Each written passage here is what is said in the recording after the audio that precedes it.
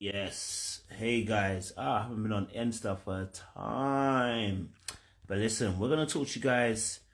I'm watching Love Island, innit? So I thought I'd do a quick review of Love Island. I will try to do it every day, but you know me, I get tired. What doing reviews every single day on the show, me, I get tired. But let's talk about it. Let's talk about it. Love Island Day 1 recap. It's a madness out here. And her name is Tanyel. But you know what? Tanyel's not the only one that's mad. Okay? There's Tanyel, there's Olivia. Listen, how can karma come around for Olivia so quickly? Literally, the girl literally stole a man, ended up getting her man stolen, sitting on the bench next to the girl that she stole the man from, and then the men are saying that you look cute together. Anyway, listen, I'm gonna try and keep it nice and short, but listen, day 1 recap is mad. I'm gonna be honest with you. I think there's gonna be carnage this season. I'm looking forward to it. It was nice to see a kind of switch around. First and foremost, let's talk about Jama. The fact that she had to get involved this season. She looked stunning. She looked amazing. I saw so many tweets about how Stormzy is probably crying and they can understand why Stormzy is feeling some type of way. She looks amazing. I can't lie to you. It was good for a little switch up. I like her energy and I like what she brought to the table. So I ain't never going to be mad having Maya Jama in there as well. And her hosting skills were good as well. So I appreciate it. Secondly, obviously, can we talk about the realness though? I know they're in South Africa, but the amount of wind that was blowing, I know they were cold. Okay, I know they were chilling. I know they were freezing. I'm gonna need them to if they need a coat, grab them a coat because it look cold. I ain't gonna lie to you, look kind of cold there. So, the next thing I want to talk about obviously is the switch around that they had this season. They had the girls coming out to choose the men. Usually the men come out and choose the girls. This season they got the women to come out and choose the men. I thought it was quite interesting to have it that way. You know what? I actually felt bad for the girls. You know what I'm saying? They had our resident black girl, Tanya. They had Tanya, the only black girl in the villa so far. And she was the first one to choose. And I ain't gonna lie to you, it was a moment for me. Okay, between Tanya coming out first, seeing our brother Shaq, I was asking the question and wondering to myself, if they have Tanya and they have Shaq, is this gonna be a black love moment? Now the killer thing for me in this situation was I kind of felt for Shaq. And the reason why I felt for Shaq is because, you know what? He was in a sticky position. Yeah, he was in a sticky position because if the brother decides now to step forward for Tanya, Black Twitter will be like, well, is he really stepping forward for her because he wants to get the bag? Is he stepping forward for her because, you know what, he doesn't want to get nuked by Black Twitter? Or is he actually stepping forward for her because he actually likes her? Then if he doesn't step for her, if he doesn't step forward for Tanya, then we're going to be asking the question, there are no black guys that like black women all of a sudden? He was in a predicament. I ain't gonna lie to you. Me personally, like I always say, I'm tired of Love Island choosing black men that don't even like black women. I'm not mad at him for even feeling that Tanyel was fire. Because I'm gonna lie to you, Tanyel was fire. Tanyel walked in there. I don't know if it's a BBL or if it's natural. I'm not trying to ask that question right now. But the body was bodying. Okay, she was elite. I described it as her being a perfect love child between Haaland and Mbappe. She's a perfect striker. Now, if you don't understand what that means, basically what I'm saying is she's a fine-ass babe. You understand? So I was like, okay, cool. Tanya walked in, shook fire. And I can understand. If our brother Shaq felt some type of way, when Tanya walked in and whether he wanted to move her. Now, I know the brother was shackled to Tanya and he couldn't afford to move. Let's be honest. If he decided to move and choose another babe, Black Twitter would have had him strung from the neck down. You understand? So I get it, right? But I ain't even mad at him. If he feels if our brother Shaq feels that he might have a chance with Tanyel, go for it. I don't think he does because she never looked at him. She never mentioned him. She never even breathed the same air he was breathing. I'm going to be honest with you. I don't think she wants him. So he shouldn't even think about it. He should stick with Tanya. Okay? Him and Tanya and Zim connection. You know what? He will be at Amafest next year. We appreciate that. He'll be at Zimfest next year as well. Look, he sticks with Tanya. He gonna enjoy the benefits. He need not go anywhere. He needs to just stick with Tanya and let everything be cool.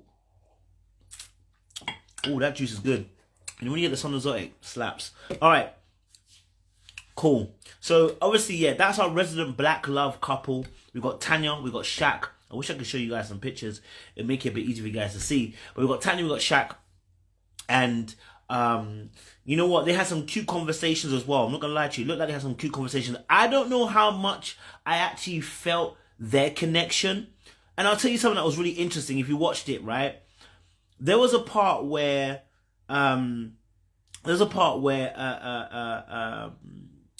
where Tanya and Shaq were talking, and then they walked over to where Kai and I think it might have been Ron were sitting on the bench, right? And what was interesting, and of course, maybe she felt like, you know what, let me not do too much too soon, but our brother Shaq went to sit on the other bench, and she went to sit with the actual guys. And I was like, wait, what? So I was watching, I was like, gotta watch out for Tanya. She might have a little sign up her sleeve. Because Tanya literally was walking with Shaq, and when he sat on the opposite bench, which had nobody on, he sat on the bench, Ron and Kai were sitting on one bench, she went and sat in between Kai and sat in between Ron. And I was like, why did she do that? Now, why did she go and do that? Why she do all that? You know what I mean? So I was looking at her like, what's she trying to do? You know what I mean? So I was like, okay, cool. Watch out for Tanya, because she might have a little game in her. You get me? She might have a little bit of a game in her. But good to see early doors, the black couple, you know, look like they're really getting along. And hopefully, you know, Shaq means what he's saying. And hopefully Shaq really actually digs her and actually feels for her. He did step forward for her. So shout out to him for stepping forward for her. You know what I mean? No one else did, to be honest. Again, we're going to have that conversation about black women not really being desired in these spaces. You know what? This is not a show for black people. I don't want to have that argument anymore, because I realize it's not a show for black people. And to be honest, I don't think we should be caping for them to have us in there. Okay, let's keep it a buck, right? So that was black couple. All right, next one I want to talk about is I always forget their names. You know, I always forget the names. The couple that are kind of cute. They're kind of cute, and the girl with the blue dress, Tanya. That's it, Tanya and I think it's Tanya and Lana and Harris. Lana and Harris, yeah, Lana and Harris.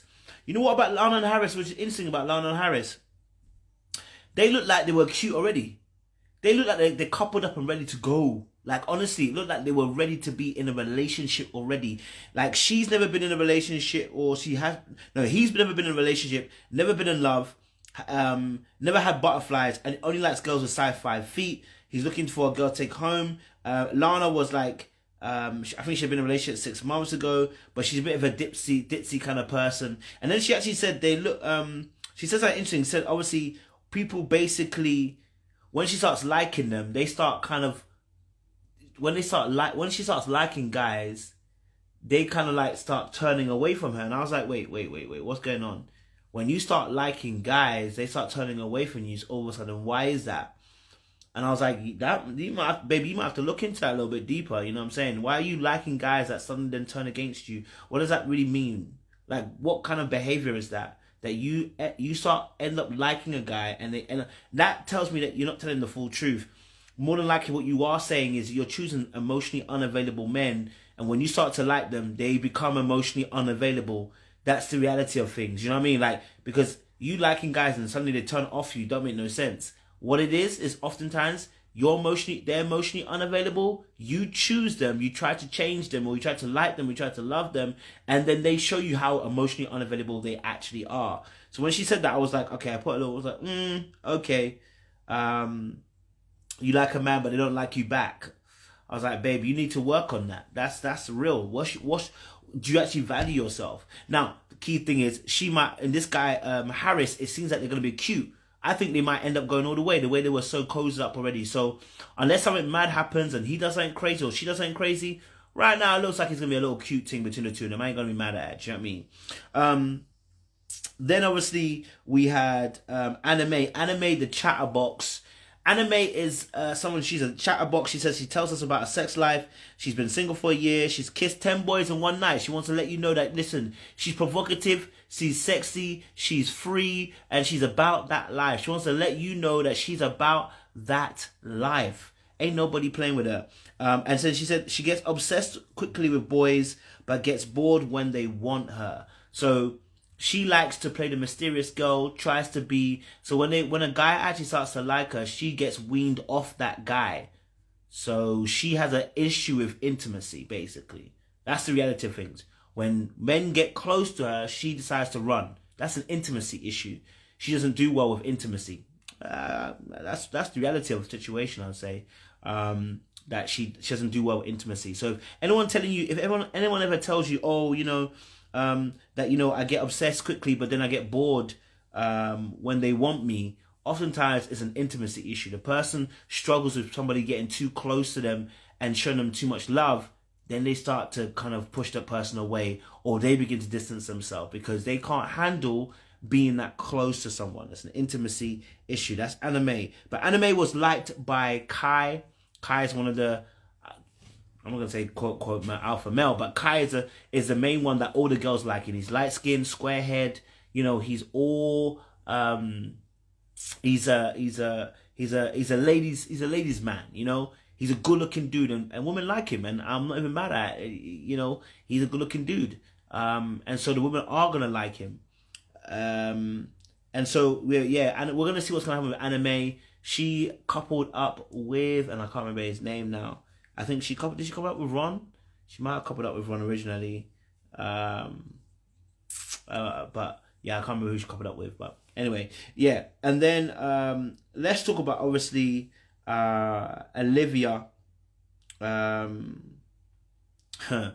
Let's talk about Olivia. Oh my days. So Olivia came in, okay? Olivia came in like a bad bee, okay? She's a ring girl. She's 26. She's older than a lot of the boys.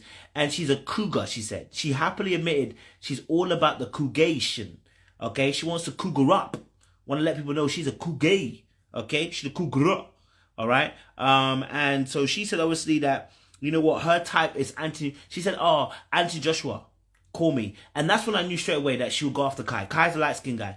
I knew straight away. As soon as she said she likes Anthony Joshua, I said, yeah, she's coming here for her kinks. And she's coming here for the type of men that she likes. Those type of men she likes are the light-skinned brothers. Okay. And lo and behold, who did she try to steal from the girls? She tried to steal Kai. Kai, who was light-skinned. Why? Because that's her type, okay? That's her type. She likes the light-skinned brothers, but she also likes the cougar. She likes men that are younger than her. She says she likes the power. You know what? I respect the fact she's honest about it. I can't be mad. The girl actually admitted the absolute truth. She likes the power of being able to chase a man and be able to attain him. And she likes the fact that when it comes to her and her liking guys, she likes them younger. It's a power dynamic that she likes. Can I be mad at her? The fact that she likes, this particular dynamic? I don't know, right? But when she came in, I knew she was on smoke. She came on smoke, said, I'm going to steal somebody's man. Came in, stole Kai from the original girl anime. And then Kai decided then to step forward for Tanyel. And then you see Olivia cutting her eye at Kai like she was ready to kill Kai. Baby, you stepped forward for somebody, stole the guy from another girl, then the guy decided that he don't want to be there, he wants to be with another girl. You can't get mad at him. You can't get mad at him, baby. You can't get mad at him. That ain't his fault.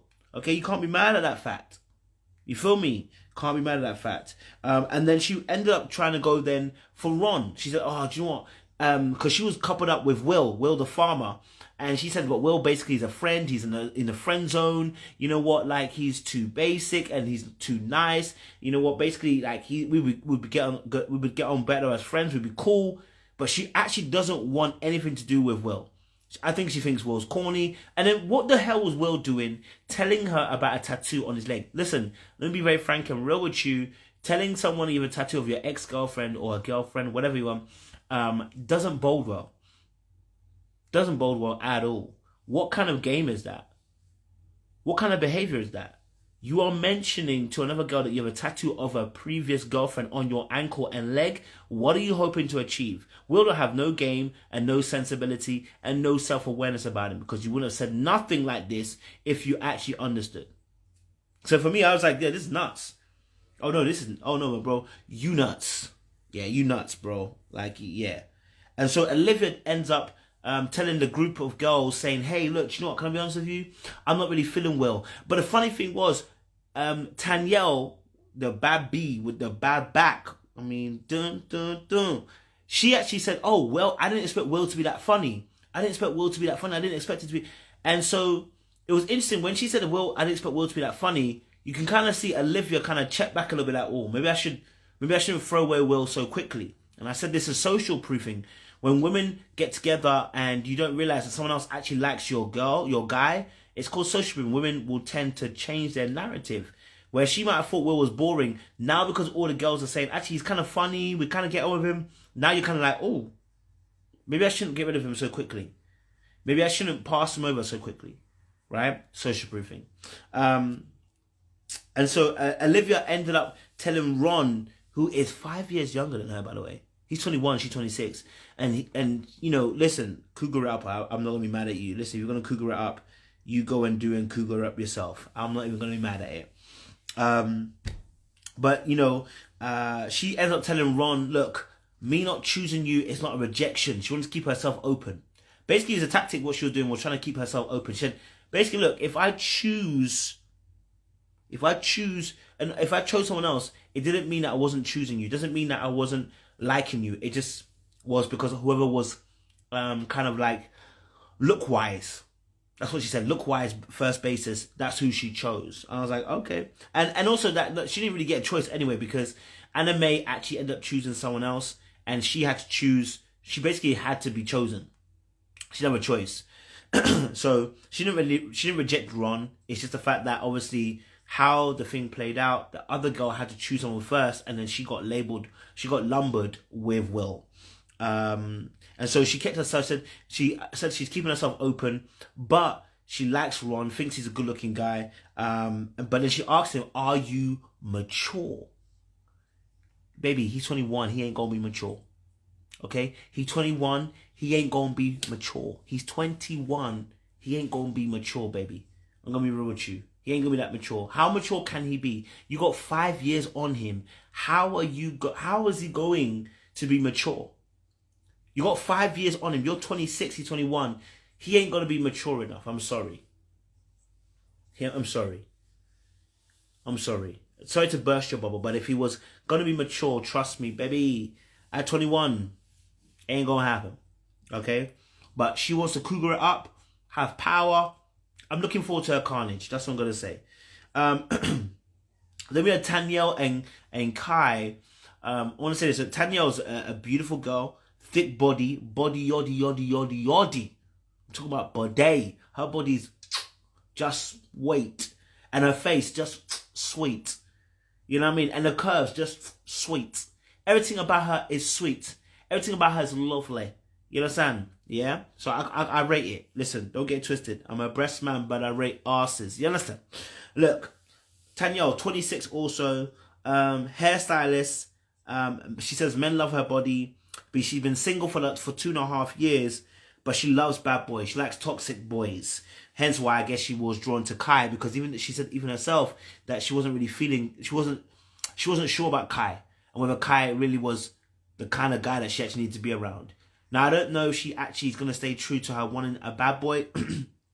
I think the reality is she said that to get on the show, but I don't think that's what she really wants at this stage of her life. 26, still wanting bad boys.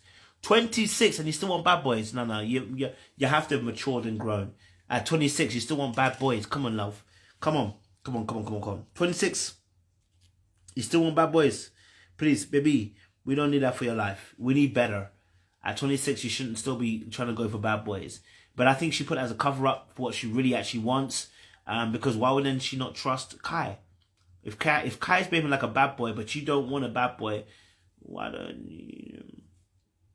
you trust Kai? Right? So I think she is looking for some type of affection, some type of love. And I think she will. I don't want to say she's not going to settle down, not on Love Island. But I will say this, though. There's going to be an interesting warfare between Tanyel and Kai. I think they're going to be a really intense game that's going to be played between the two of them. I think they're going to I think they're gonna really find out that both of them have power amongst the opposite sex, and it's gonna be a game against one another. They're the two major heads in the villa. He's a good-looking guy, and the girls want him. She's a good-looking girl, and all the guys want her. So, look, I'm going to be real with you. Tanyel, listen, and Kai, there's going to be a battle. There's going to be a battle there. And I can't wait to start breaking down some human behavior, some stuff that we saw, and just kind of break it all the way down. But, yeah, it was interesting to watch. But anyway, listen, guys, I want to stay on for a short while. I didn't want to be on long. I know I'm tired as well, B. Make sure you guys like, share, subscribe to YouTube if you're watching it on YouTube. We're going to put this on there. If you're on Insta, follow me. Send this link. We'll be back tomorrow night at 10, whatever time the Love Island finishes. We'll be back there after as well. Much appreciation, guys. We'll see you again very, very soon. Love, peace, and hope.